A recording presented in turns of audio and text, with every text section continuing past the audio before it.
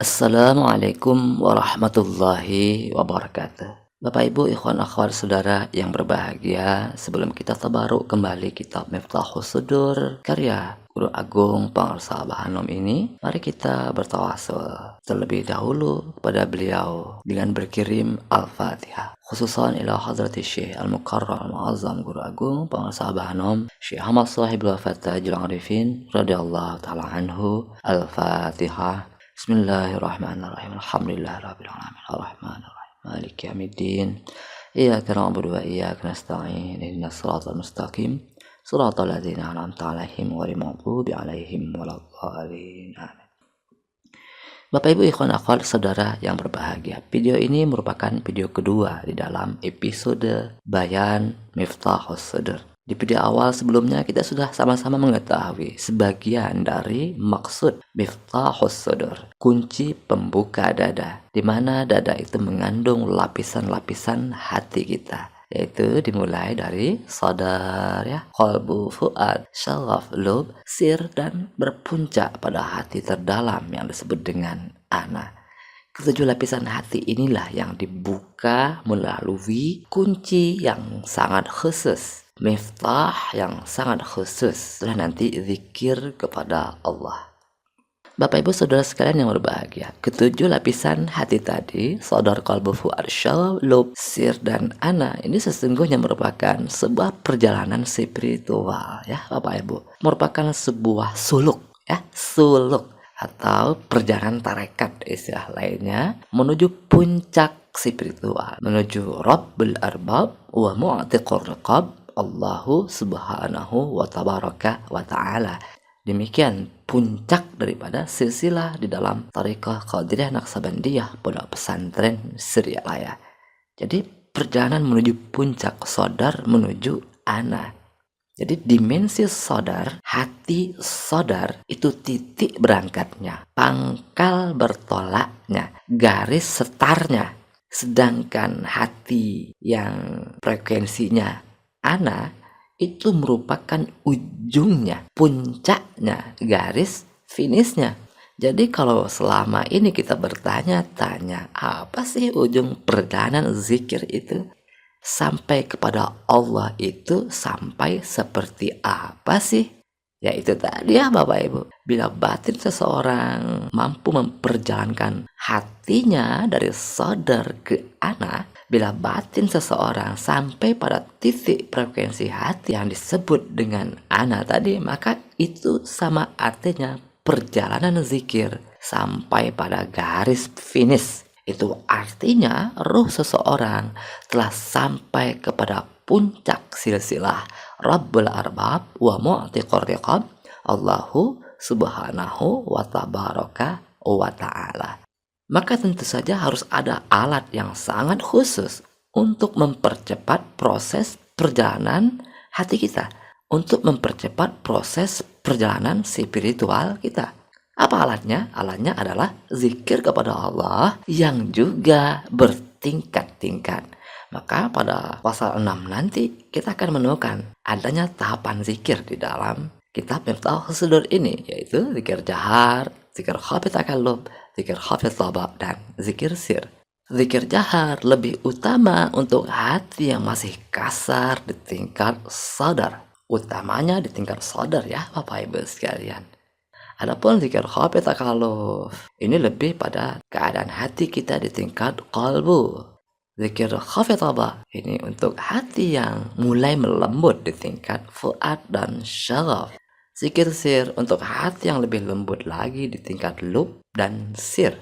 Bapak Ibu saudara sekalian yang berbahagia, jadi sederhananya bila kita merasakan ingatan hati kita masih kacau balau, masih seperti benang kusut, masih sangat susah fokus kita rasakan, susah untuk hudur ketika zikir, ketika sholat, ketika kerja, dan lain sebagainya, maka itu tanda hati yang sadar, hati yang sangat bodoh spiritual, hati yang masih melekat kuat pada dunia, hati yang masih sangat kasar, sangat keras. Karena itulah alat yang dibutuhkan di lapisan sadar ini adalah zikir jahar. Karena di dalam Miftahus Sudur ini dijelaskan zikir jahar untuk hati yang qasawah, hati yang keras. Ketika kekacauan ingatan hati tadi mulai tidak begitu parah, tidak lagi seperti benang kusut, acak adut, namun masih berbolak-balik dengan cepat tapi ya, ingatan loncat ke sana kemari dengan sangat lincah, dengan serba tak terduga. Ingatan itu kadang ke masa lalu, tiba-tiba loncat ke masa depan, tiba-tiba loncat lagi ke tempat lain. Sangat cepat, sangat halus, sangat tak terduga. Nah, ini kan indikasi hati yang disebut dengan kolbu. Hati di tingkat kolbu ini memang masih kasar juga, tetapi tidak sekasar sadar yang seperti benang kusut. Wilayah kolbu walaupun masih kasar, tetapi masih bisa diurai. Benang itu masih bisa diurai ibaratnya. Nah, kebanyakan murid kaum tarekat itu adanya di wilayah kolbu ini. Bagaimana keadaan kolbu itu? Baginda Nabi Muhammad sallallahu alaihi wasallam bersabda, "La qalbu ibni Adam asyadu inkilaban minal qidri idza ijtumi'at ghalian." Sesungguhnya kolbu anak Adam lebih dahsyat bolak-baliknya. Ya, lebih dahsyat bolak-baliknya. Maksudnya apa? Ya serba tak terduga berbolak-baliknya itu. Ketimbang air dalam panci di puncak didihannya. Jadi lebih dahsyat bolak-baliknya ketimbang air yang mendidih di dalam panci di puncak didihannya. Yang namanya air itu bolak-balik ya Bapak Ibu. Air itu tidak seperti benang kusut. Nah, air itu bolak-balik, tapi bolak-baliknya serba tak terduga.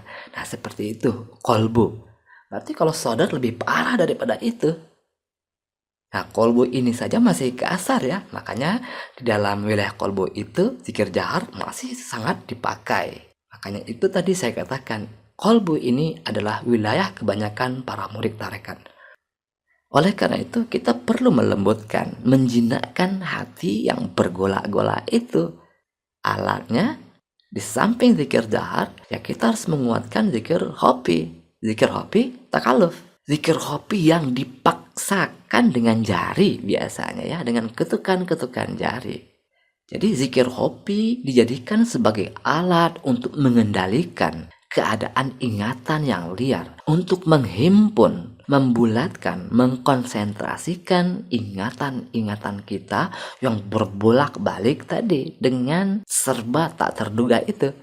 Maka nanti ketika zikir khafi itu semakin kuat, pikiran menjadi lebih mudah dikendalikan, sehingga seakan-akan pikiran itu menjadi seperti tidak ada. Kata orang barat, zero mind, lost mind. Pikiran tak ada. Maka keadaan hati itu pun naik ke frekuensi fuad. Nah, fuad itu tak ada pikiran, zero mind. Fuad itu digambarkan oleh Tuan Syekh Abdul Qadir Al-Jilani di dalam kitab Tafsir Al-Jilani sebagai safwan minal fikri wa muqtadayatihi. Jadi fuad itu hati yang kosong, hati yang bersih dari pikiran dan premis-premisnya dan cabang-cabangnya.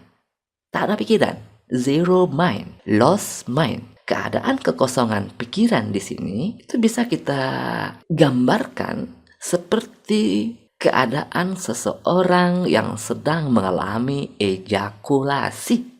Pernah mengalami ejakulasi belum Bapak Ibu sekalian? Kalau belum pernah, pasti susah ngebayanginnya ya.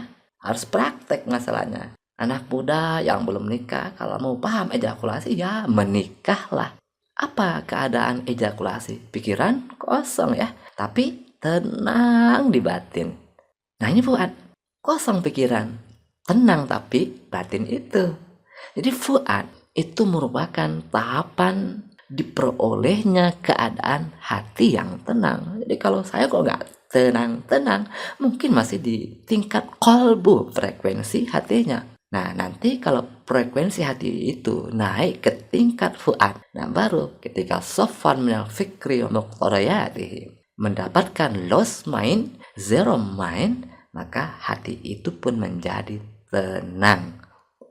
Nah, di tingkat ini kita terus-menerus menguatkan zikir hopi kita. Kalau tadi zikir hobi takalub, kita memaksakan zikir hobi, bagaimana zikir hobi itu menjadi hidup, menjadi kebiasaan, menjadi zikir hobi toba. Maka kita latih terus menerus supaya zikir hobi kita menjadi zikir hobi toba. Kita tidak lagi bergantung kepada ketukan jari untuk menghidupkan zikir hobi kita, tapi dia sudah hidup langsung di dalam hati kita. Maka nanti akan terbuka lapisan frekuensi berikutnya, yaitu syagab, hati yang penuh dengan cinta dan kemesraan. Jadi kalau sudah tobat zikir hobinya, berarti zikir hobi itu sangat kuat mengendalikan dirinya, dan dia tidak mudah dipengaruhi oleh negatif-negatif yang ada di luar dirinya.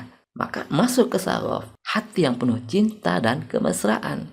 Di dalam tanbih ada dijelaskan seperti ini.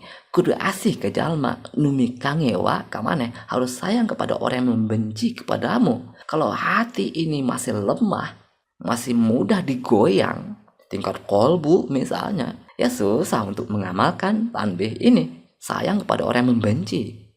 Ya mungkin muka kita mungkin bisa menahan, tapi batin kita kan tetap dongkol kalau kita masih di tingkat kolbu. Makanya zikir hobinya harus toba. Ketika zikir hobi toba, berarti zikir hobi itu sangat kuat di batin kita. Jadi kalau ada ingatan jelek yang akan masuk, ya tidak akan berpengaruh, karena ingatan zikir hobi lebih kuat. Makanya dia mampu untuk syaraf, mampu untuk sayang kepada orang yang membenci kepadanya. Nah, kemudian setelah syaraf, ketika batin menjadi semakin halus, ingatan batin sudah semakin terpusat pada zikir hobi, karena latihan yang terus menerus di tingkat zikir hobi tabak, maka nanti naik ke frekuensi hati yang lebih dalam, yaitu lub. Maka secara perlahan tapi pasti, seorang pezikir mulai meninggalkan zikir hobi tabak, naik ke tingkat zikir sir. Nah, di frekuensi sir atau di tingkat lub, itulah pembicaraan ma'rifat dimulai. Di tingkat lub itulah nanti latihan-latihan zikir hobi tidak sekedar untuk belajar fokus dan konsentrasi, tidak sekedar belajar zikir hobi melalui takalluf atau toba. Bukan fokus dan konsentrasi lagi yang dikejar, yang diupayakan, yang dibiasakan, tetapi lebih dari itu, yaitu memperhatikan zikir hobi, menyadari zikir hobi, mengetahui zikir hobi. Makanya arif, mengetahui, belajar ma'rifat zikir hobi, belajar arif zikir hobi. Nah, ini tidak mudah. Kalau tidak hidup, tidak akan mampu menyadari. Ada dulu, hidup dulu, baru kita bisa memperhatikan, mengawasi, menyadari, mengetahui zikir hobi. Jadi ada perbedaan orientasi ya Bapak Ibu sekalian. Makanya disebut zikir sir. Walaupun zikir yang dikuatkan di dalam hati itu tetap saja zikir hobi itu juga. Tetapi karena yang kita lakukan di sini adalah memperhatikan zikir hobi, menyadari zikir hobi, mengetahui zikir hobi, kita tidak berupaya untuk belajar fokus lagi, untuk konsentrasi, zikir hobi takalluf dan toba. Kita belajar mengetahui zikir hobi itu, menyadari, mengawasi, memperhatikan zikir hobi itu, karena itu disebut dengan zikir sir. Nah, kemudian penguatan batin ma'rifat melalui zikir sir ini pun semakin digalakkan, ditingkatkan di lapisan hati berikutnya, yaitu lapisan hati yang disebut dengan sir. Nah, di tingkat hati sir ini, batin ma'rifat harus benar-benar sempurna melakukan proses pembersihan batin hingga ke seluruh ruangan batin. Sehingga tak ada satu titik sampah pun pada ruangan batin, melainkan semuanya telah tersentuh dan terbersihkan oleh cahaya zikir. Maka nanti ketika batin itu benar-benar bersih, sehingga yang tersisa di dalam batin itu hanya zikir hobi itu, tidak ada yang lain. Hanya zikir hobi yang terus-menerus dikuatkan tanpa ada lagi ingatan lain yang mengganggunya. Nah, ini kan ibarat seorang petarung yang telah berhasil melumpuhkan semua musuh-musuhnya. Sehingga tersisa dirinya seorang saja yang dengan tenang melenggang menuju panggung juara. Tidak ada lagi lawan. Tinggal dia sendirian.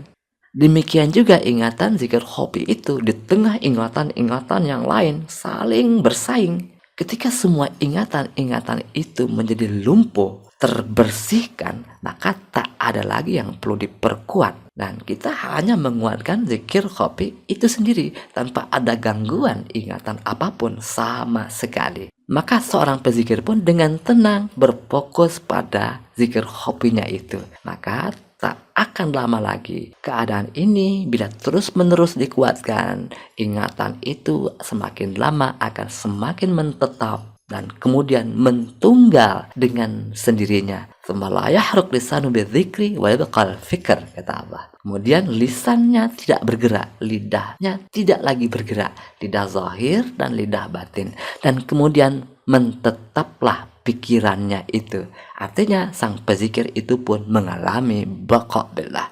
Sang pezikir itu masuk ke dalam frekuensi hatinya yang terdalam, yaitu ana. Bapak Ibu Saudara sekalian yang berbahagia, pembahasan lapisan frekuensi hati ini tentu saja terlalu ringkas ya Bapak Ibu sekalian. Insya Allah kita akan sedikit-sedikit perdalam di video-video berikutnya. Tetapi saya juga pernah menjelaskan perihal ini di video awal saya sebelumnya yang berjudul lapisan frekuensi hati. Jadi silakan Bapak Ibu apabila berminat mendalami perihal lapisan frekuensi hati ini di video awal saya itu. Baik, khususan Al-Mu'azzam Al-Mukarram Guru Agung Pengarsa Abanam Syekh Ahmad Sahibul Wafat Tajul Arifin radhiyallahu ta'ala an. Al-Fatihah. Bismillahirrahmanirrahim. Alhamdulillahirabbil alamin. Arrahmanirrahim. Maliki yaumiddin. Iyyaka na'budu wa iyyaka nasta'in. Ihdinas siratal mustaqim. Siratal ladzina an'amta 'alaihim ghairil maghdubi 'alaihim waladdallin. Amin. Wassalamualaikum warahmatullahi wabarakatuh.